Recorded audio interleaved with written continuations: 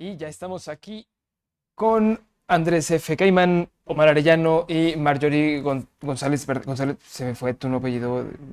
Sí, ¿verdad? Vivanco. Vivanco, Vivanco, ay, en la González torre, perdóneme. Vivanco. el Perdóname, de las perdóname. hermanitas Vivanco. Es Eso, una perdóname. película que tu generación ya no conoce. Yo creo que ya no me suena. Eran Pero muy divertidas. Eran como Miley, pero en buena onda, porque eran unas viejitas estafadoras.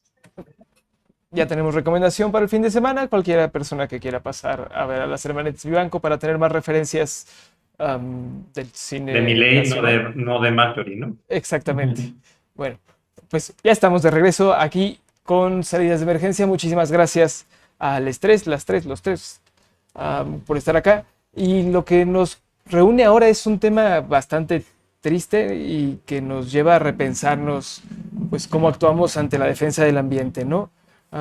Sabemos que México desde hace varios años está dentro de los primeros países en los que se asesinan a defensores ambientales y en los que ser una persona que defiende el medio ambiente, los bosques, las selvas, los mares, pues es una actividad de riesgo. Por ahí también se cuela Brasil y otros países. Y esto se conjuga muchísimo con el activismo de pueblos indígenas.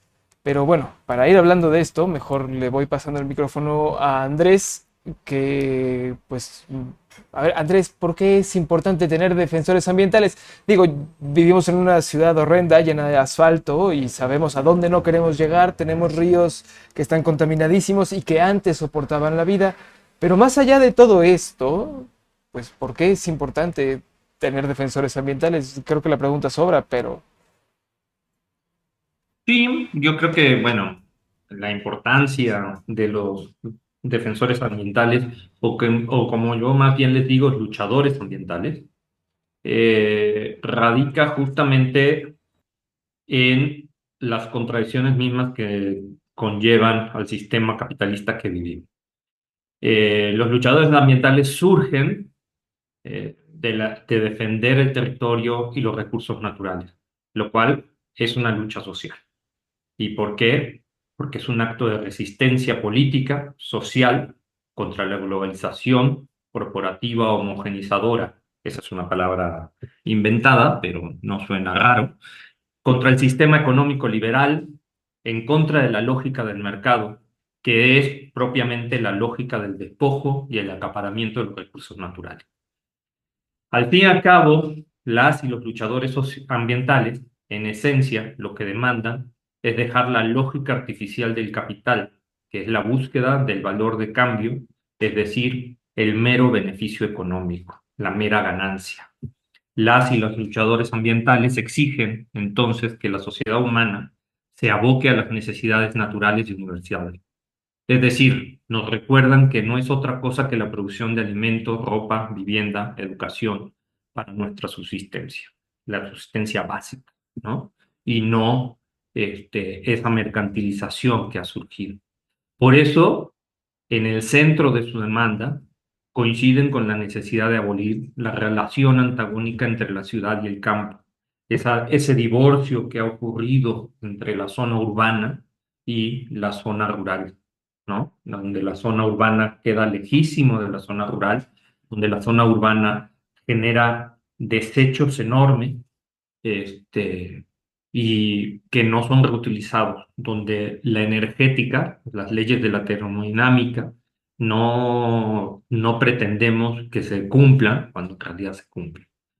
Y entonces, la única alternativa para acabar con el actual envenenamiento del aire, del agua y de la tierra sería fusionar la ciudad con el campo, es decir, acabar con esas masas sin espíritus que vivimos en las ciudades y también poder pasar a usar, por ejemplo, las miles de toneladas de desecho como los excrementos que de ellas emanan y que podrían ser utilizadas, por ejemplo, para utilizar nuestros cultivos y no este, generar fertilizantes y pesticidas artificiales, ¿no?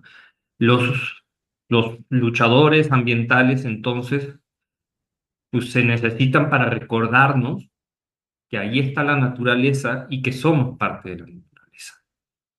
Yo por aquí lo dejaría en esta primera parte.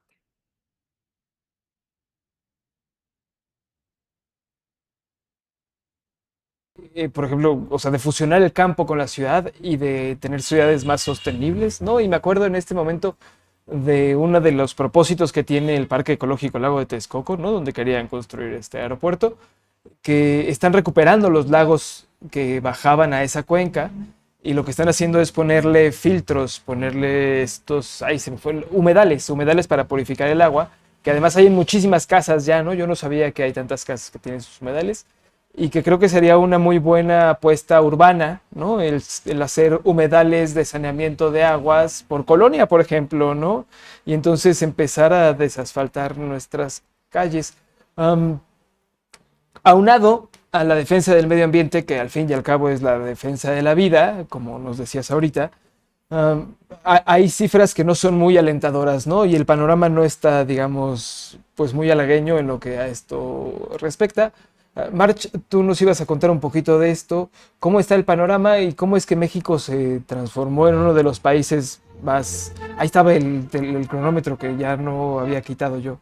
A ver, órale, era para que yo ya me callara y entrara March. March, ¿cómo nos hicimos uno de los países más peligrosos del mundo para las personas que defienden el medio ambiente?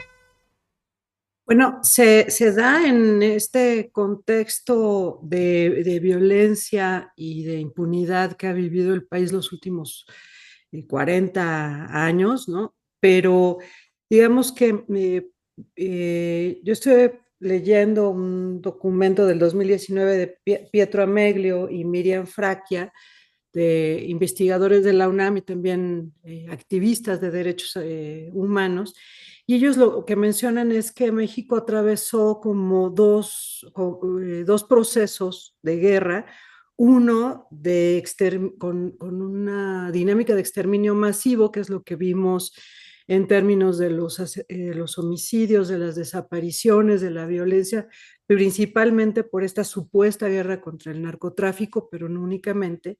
Y otra que dentro de ese contexto sí hay características muy particulares contra los ambientalistas, los periodistas, los defensores de derechos humanos. Es decir, tal vez algunos casos se dan en ese contexto de violencia del narco o de violencia de secuestradores o de extorsionadores, pero la mayor parte de los casos que se han ido documentando tienen que ver directamente con esta labor, este trabajo del que estaba hablándonos Andrés, y que se da en un momento en el que en México el capitalismo, sobre todo el capitalismo transnacional, está expandiéndose en una etapa de expropiación y de extractivismo muy violenta a la que entonces estas transnacionales, por ejemplo las mineras, pues hay acusaciones de que se llega no solo al hostigamiento, a la criminalización contra los defensores, sino hasta al homicidio, ¿no? A la última agresión que puede sufrir un ser humano, que es la pérdida de la vida. Y en ese sentido, además, México no está como fuera de la dinámica que hay en nuestro continente, en América, de este tipo de agresiones, porque el 80% de las agresiones que se cometen en el planeta están ubicadas en nuestro continente.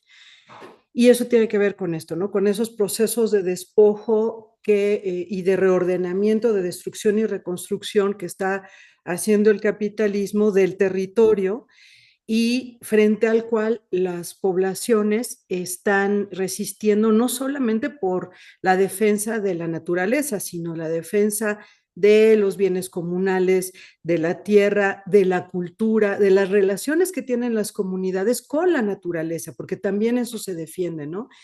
De los bosques, del agua, de la existencia misma, de la calidad del aire, de la calidad del agua que llegan a las comunidades. Y entonces es en ese contexto que, por ejemplo, el Centro Mexicano de Derecho Ambiental, que ya lleva desde el 2017 documentando las agresiones contra ambientalistas y defensores del territorio, que igual Omar ahorita nos va a platicar un poco qué hay diferencias puede haber también con los científicos que estudian el ambiente, es que el año pasado se documentaron 20 ataques letales y 19 desapariciones y 282 agresiones. Entonces, sigue siendo muy alto, muy elevado. El peor año fue el 2017, cuando hubo 29 ataques letales. Entonces, se ha reducido también en México, se ha ido intentando reducir las cifras que alcanzaron picos con Calderón y con Peña, pero estaba muy arriba y estaba muy corrompido todo el sistema, tanto judicial como las fiscalías, y rebasadas. Y entonces ha costado mucho trabajo, a pesar de los esfuerzos, ha estado costando mucho trabajo reducir estas cifras, de manera que todavía es un tema pues muy doloroso, que sigue cobrando vidas y que sigue, digo, el 13 de febrero mataron a 3 comuneros de Laucizoni en Oaxaca, y antes ya había habido ataques, fíjense nada más, contra las instalaciones de celdas solares que tiene una de las comunidades, ¿no? O sea, para que nos quede claro que sí tiene que ver el tema de la defensa ambiental con estos ataques. Porque las agresiones se encuentren, digamos, concentradas en nuestro continente, pues porque también es nuestro continente el que tiene muchísimos recursos naturales que ahora se están especulando para la transición energética o la llamada transición energética, que si no es justa ni verde, ni bueno, eso es otro tema. Um, es en este mismo continente en donde más se concentran este tipo de agresiones. Ahorita mencionabas los ataques a la Laucizoni, pero esta semana hemos tenido una larga cadena de memorias, ¿no? Este fin de semana falleció Marta Patricia, ¿no? Defensora del río Sonora, que tuvimos aquí una vez en los pasos de la semana, contándonos de las deudas que todavía existen en la atención a todas las personas que fueron afectadas por, ya no me acuerdo cuántos millones de litros de ácido, bueno, de lixiviados de la minería, ¿no? Y también esta semana se cumple, ¿no? Hace años del asesinato de Homero Gómez, el estudiante de la UACM. Entonces, pues creo que en México vamos sumando y sumando y sumando causas, y casos, perdón, y memorias y tristezas y vidas que se pierden. Sin embargo, pues la lucha sigue ahí. Entonces, Omar, ¿qué decir al respecto? Sí, pues este mes, la semana pasada, pues también se recordó a Samir, un compañero de Morelos, que estuvo parte del movimiento en contra de una termoeléctrica que se ha querido instalar en Cuautla.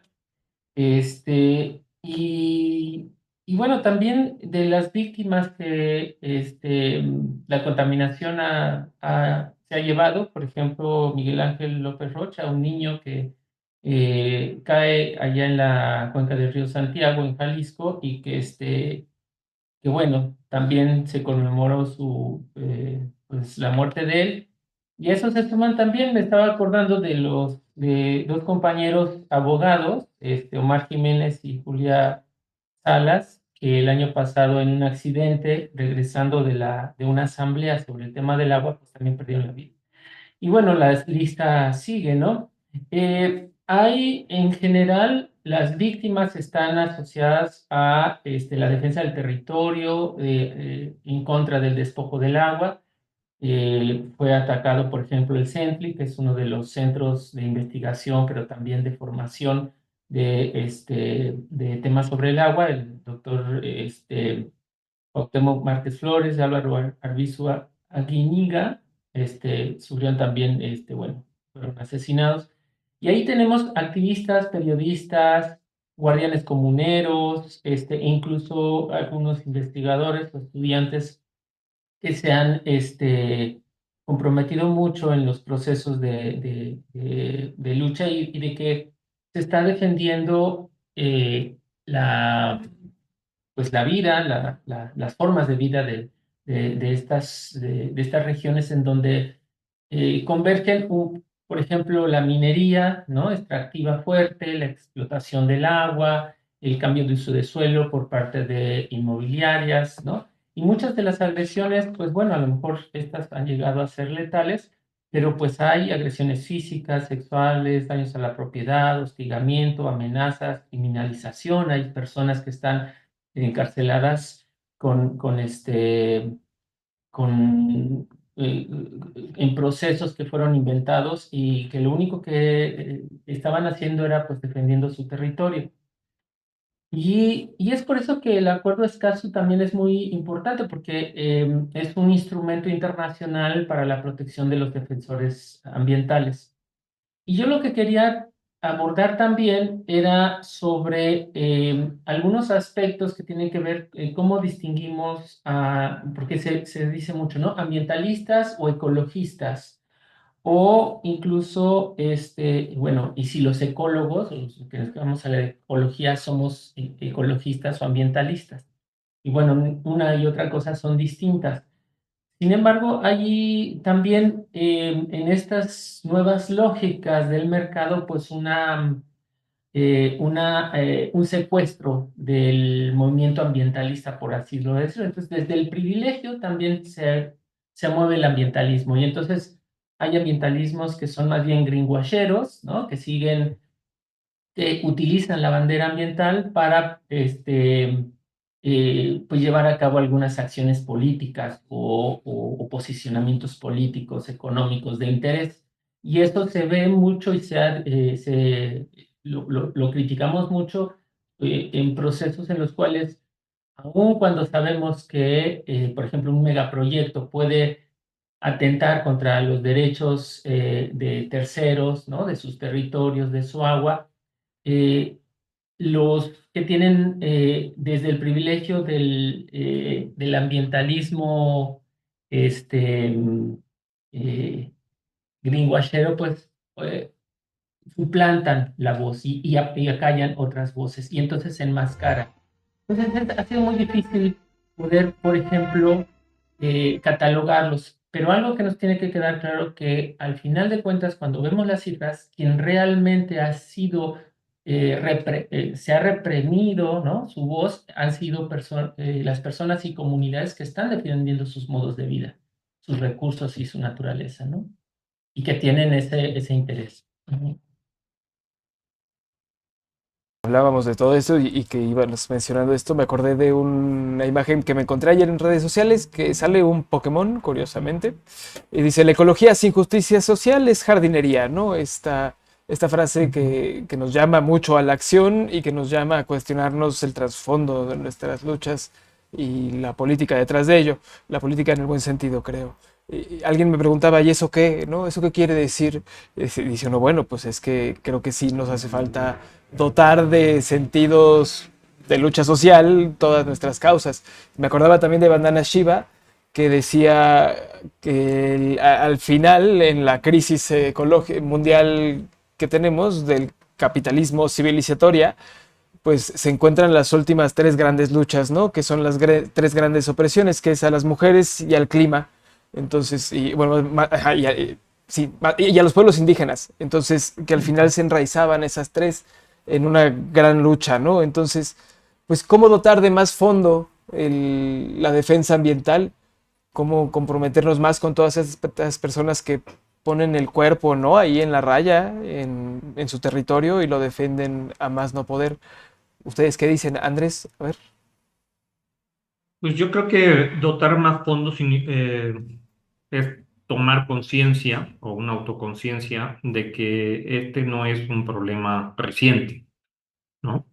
Y que han resaltado los casos de homicidios, porque no son muertes, hay que llamarlo por su nombre, de injusticia ambiental, eh, porque hoy tenemos un poquito más de conciencia, pero la autoconciencia de una naturaleza comunitaria y su organización para defenderse definitivamente no es reciente. Por lo menos surge desde los inicios mismos del capitalismo, si no es que desde antes, ¿no? Pero irnos mucho antes también implicaría más tiempo. Y esta resistencia surge, como por ejemplo, contra el despojo de las tierras comunales de parte de los nobles ingleses, como es el ejemplo de la duquesa de Sutherland, ¿no? Que va despojando a las comunidades que eran dueñas de sus tierras, 15.000 personas, estoy hablando del siglo XIX, y los va acercando y los va sacando, en definitiva, los expulsa.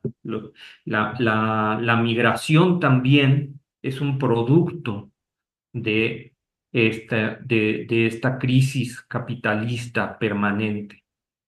Y esta también se ve reflejada en las luchas de nuestros pueblos, en México, por ejemplo, como la llamada Guerra del Yaqui durante el Porfiriato en Sonora, y que entre 1876 y 1910 provocó un genocidio y deportaciones masivas a Yucatán para ser sometidos a condiciones feudales en las haciendas, perdón, henequeras, ¿no? O sea, cientos de personas los hicieron, los desplazaron, hacia Yucatán.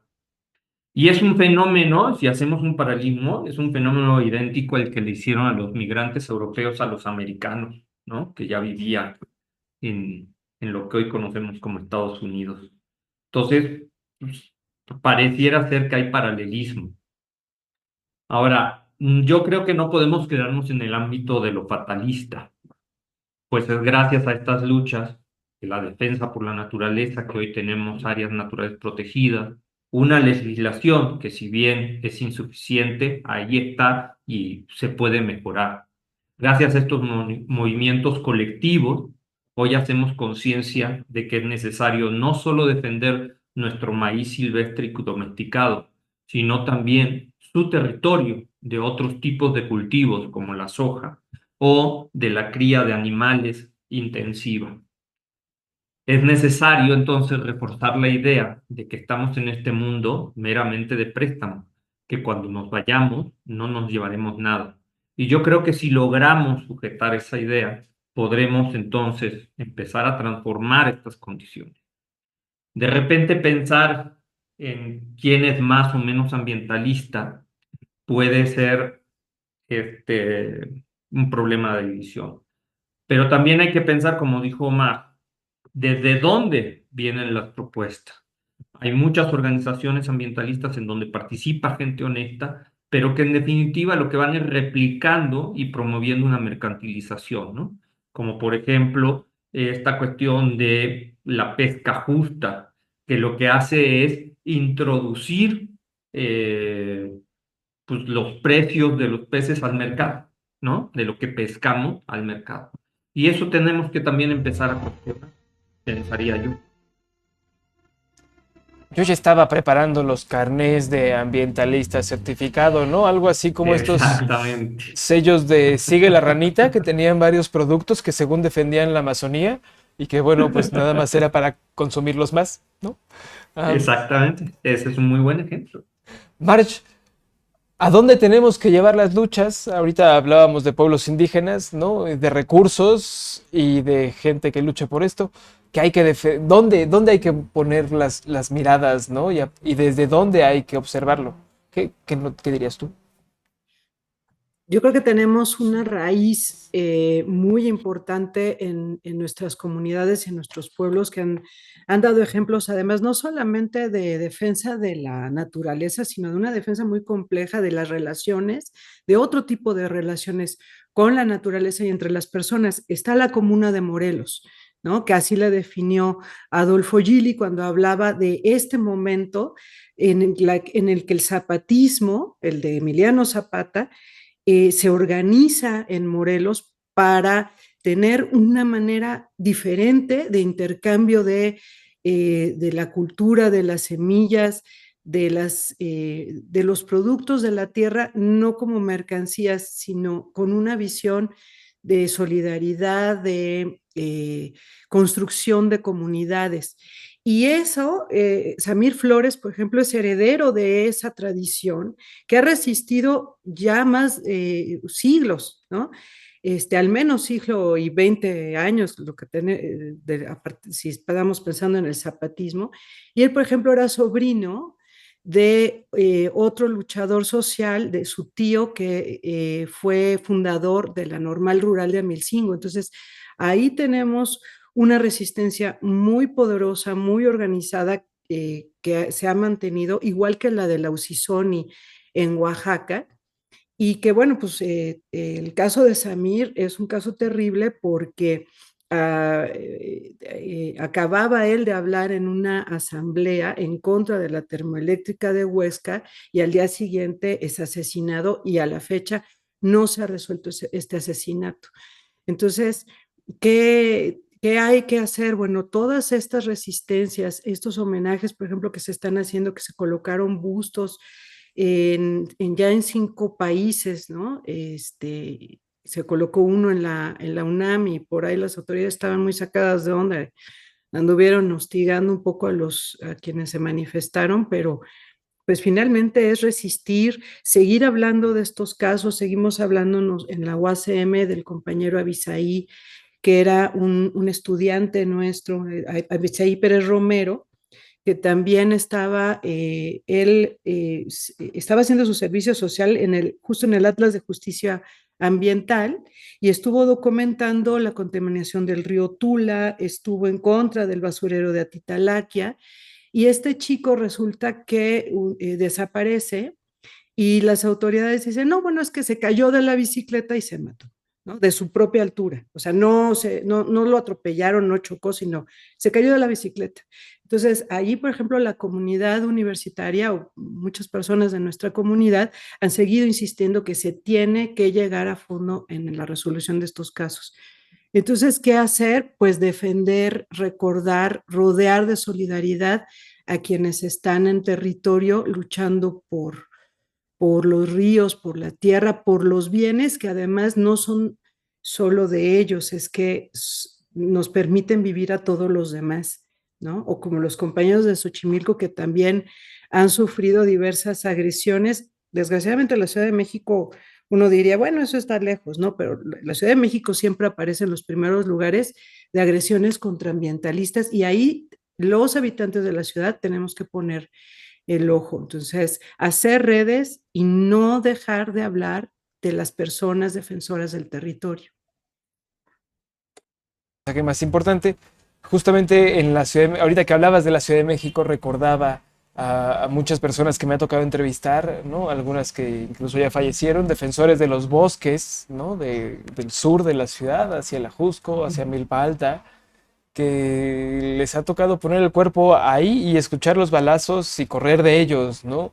Y de fondo queda la expansión de la ciudad, de esta ciudad que no alcanza para nada ni para nadie y que cada día es más cara y que cada día va expulsando a más gente hacia las periferias para acabarnos los recursos que nos hacen viables.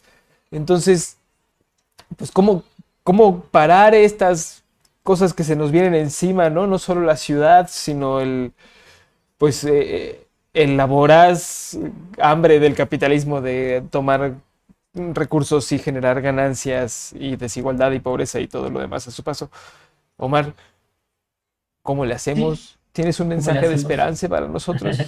Sí, hay mensajes de esperanza porque todas las personas este, que se nos han ido o que siguen ahorita en la lucha y siguen ahí e insisten, son personas con mucha esperanza, muy chas para adelante, siempre pensando en que van a cambiar las cosas.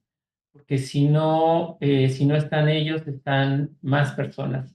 Los movimientos sociales en el torno de la protección del ambiente es muy activo en México. Está primero la Asamblea Nacional de Afectados Ambientales, la Coordinadora de Agua para Todos, Agua para la Vida, y el movimiento contra la minería, el movimiento contra las presas. Es decir, hay una actividad muy importante que está ocurriendo en México porque pues este es el territorio de lucha en que nos está tocando. Y yo creo que es importante para quien nos escucha y todo eso, por ejemplo, decir, bueno, ¿y dónde puedo empezar a leer sobre eso? Yo les recomendaría que buscaran el Atlas de Justicia Ambiental de John Martínez Salier. Ahí podrán ver que, bueno, no, la violencia sobre el territorio no es solamente en México, en América, sino que está en todo el planeta, pero además se concentra en los sitios en donde están los recursos naturales, ¿no? Las materias primas importantes. En México, Chiapas, Chihuahua, Ciudad de México, Jalisco y Oaxaca son los estados que están los primeros, desafortunadamente, donde hay más agresiones. Y el año pasado, bueno, el 2023, perdón, porque el informe fue de 2024 del SEMDA, pues muestran a Jalisco y a Oaxaca como los sitios en donde mayor agresiones hubo. Otro aspecto importante es poder distinguir entre ser ambientalista o ser ecologista. Fíjense que Roger Martínez, un catedrático de la Universidad de Costa Rica, define, por ejemplo, que el ambientalismo no contempla la transformación social, política y económica necesarios para poder frenar estas agresiones hacia el territorio. En cambio, el ecologismo sí plantea que para alcanzar la sustentabilidad ambiental se requieren cambios radicales en las formas sociales y políticas de cómo nos relacionamos con el ambiente. Y entonces, a partir de ahí, podemos empezar a tejer una forma de ideología o de pensamiento crítico sobre cómo transformarnos, cómo cambiar radicalmente las formas. Y está la clave en la relación con nuestro ambiente. Entonces, a lo largo de todos estos programas donde participamos, siempre reiteradamente hablamos de eso, ¿no? De cómo individualmente establecemos la relación con nuestro entorno, cómo generar una ética ambiental, pero que además no solamente es ambiental, sino que es también social. No podemos desligar las dos cosas.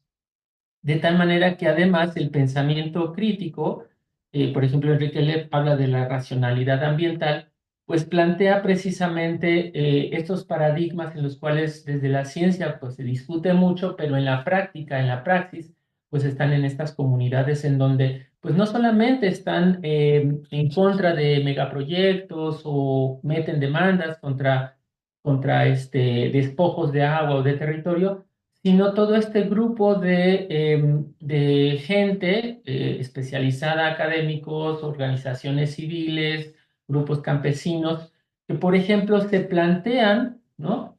El frenar procesos de despojo desde el marco jurídico, como sería el amparo contra la siembra de maíz transgénico en México, una acción colectiva, o también, por ejemplo, se plantean cambios en las leyes y normas ambientales, que al final de cuentas, instrumentalizar esa lucha es muy importante, pero para instrumentalizarla se necesita poder social. Entonces, por eso es que estos espacios, pues insistimos mucho, ¿no? Aquí viene la ley de minera, aquí viene la ley de agua, y entonces ahí es donde tenemos que poner el ojo, ¿no? Bien informado, creo yo que es parte esencial de cualquier lucha ambiental y de cualquier lucha en cualquier sentido social en el mundo en el que vivimos hoy en día.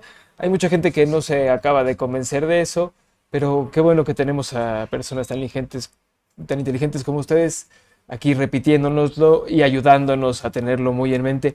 Am, me gusta esta idea, ¿no? De pensar que todas las grandes luchas ambientales que han estado en la agenda informativa en los últimos 3 4 años, ¿no? La reforma minera, la reforma a la ley de aguas, ahora la reforma al maíz transgénico, pues se ha sustentado precisamente en lo que decías, ¿no? En espacios de lucha ciudadano, del campo de organizaciones sociales y civiles que han empujado el tema y que por suerte ha habido un gobierno que mal o bien ha sabido escuchar estas demandas. Um, pues no sé si quieren agregar una última cosita de cierre cada uno, como en un minutito y así rapidillo, y pues ya para irnos despidiendo. Sí, yo considero que hay que pensar que, que estas luchas de despojo también conllevan a tratar de pensar en nuevas alternativas. Y hay que tener muy claro, la lucha ambiental es una lucha política y una lucha ideológica.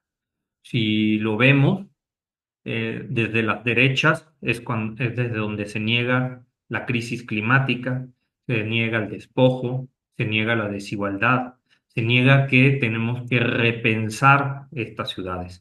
Y eso creo que es lo que tenemos que permanentemente recordarle a los gobiernos progresistas, que si no repensamos una ciudad enorme como la Ciudad de México o como la de Monterrey o como la de Guadalajara, y estamos hablando obviamente desde México, eh, si no las difuminamos, si no logramos bajar el número de gente que está aglomerado, por ejemplo, la Ciudad de México, toda el área metropolitana, Puebla, Cuernavaca, o sea,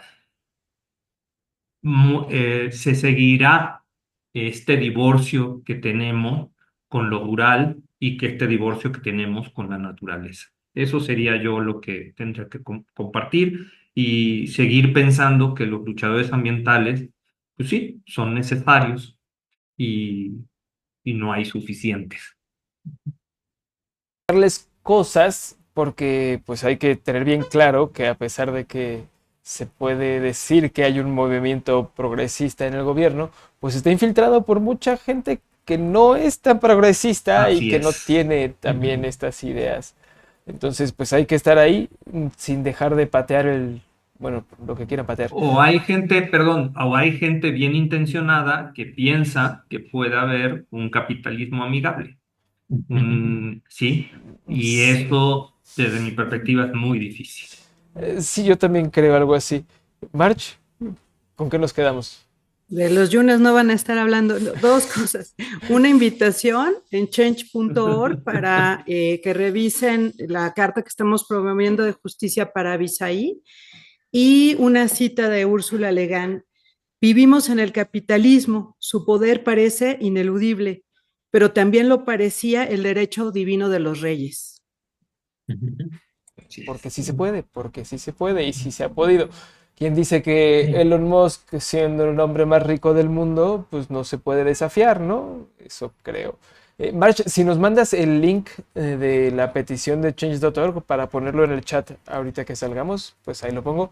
Y también recuerden que los domingos, si se perdieron esta emisión de salidas de emergencia, salimos también los domingos a partir de las 10 de la mañana para que lo vean cortito, sin toda la cola de los pasos de la semana. Durante el Andrés, desayuno. junto con el desayuno, Yo lo exacto. que, Sí. Ahora sí, Andrés, ¿con qué nos No, quedamos? Ay, Omar. les digo que hoy vengo con una... Es que ha sido una semana bastante larga, perdóname. Omar, desde España. Ahora sí. sí, sí, sí. Bueno, ahorita que mencionaste a Tesla, yo leí de Tesla, a Elon Musk de Tesla, leí la biografía de él, y entonces en la biografía él dice, bueno, le dice al biógrafo, que es un buen biógrafo, no, es que yo quiero salvar al mundo y ser sustentable y avanzar hacia las energías renovables y dejar atrás el petróleo. Y bueno, esa es su forma de pensar, ¿no? Y además se siente defraudado por los gobiernos norteamericanos que no se alejan del petróleo. Y vemos la contradicción, ¿no? Entonces, ahora una forma que creo que es muy importante que hay que destacar de esta ultraderecha conservadora es que incluso ahora te están catalogando como woke, ¿no? Todo aquel que piense en cambio climático, en defender la naturaleza, en comer más de manera más agroecológica posible, es un woke, ¿no? Entonces, mucho cuidado para los jóvenes que ahora están sobreexpuestos a todas estas tendencias y que además venden ilusoriamente eh, un modelo en el cual, bueno, pues habrá una sociedad en Marte que será súper democrática y sin ningunos problemas.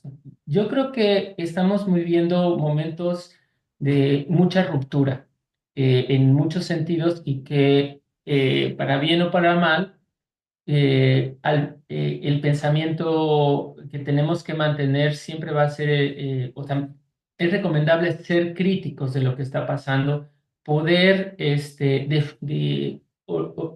identificar precisamente esas voces que reprimen y que impiden, ¿no? Darnos cuenta que realmente si no hacemos las cosas diferente ahorita, estamos comprometiendo la supervivencia de nuestra especie. No del planeta, porque el planeta seguirá, pero sí de los modos de vida y de nosotros como especie. Entonces es muy importante que pues sigamos preparándonos e informándonos, ¿no?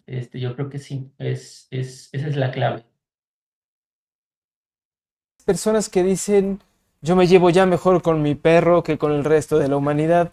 Y sabemos que la humanidad puede tener, pues, oscuros bien abismales, ¿no? Y bien feos y bien horrendos. Pero también hacemos cosas bonitas, como el helado de pay de limón, ¿no?